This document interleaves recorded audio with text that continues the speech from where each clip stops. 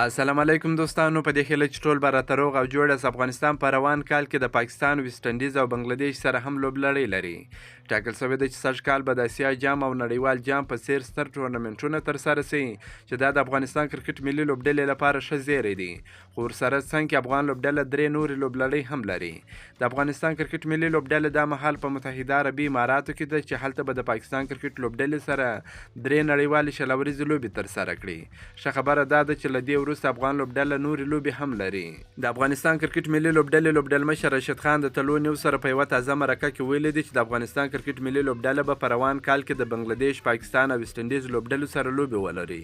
خو دا لوبې به کله وي تر اوسه پورې په اړه معلومات نشته. څه موده وړاندې د پاکستان کرکټ بورډ د خپلې لوبډلې کلنی مهالویش خپور کړ چې په هغه کې له افغانستان سره درې 500 ورځې لوبې هم مهالویش شوې وي.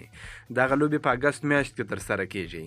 د یادونې وړ ده چې د افغانستان کرکټ ملي لوبډله د هند سره هم درې 500 ورځې لوبې لري چې دغه لوبې د نړیوال جام سوپر لیګ سیالۍ دي. خو تر اوسه په دې تړاو هم څه نه دي ویل شوي.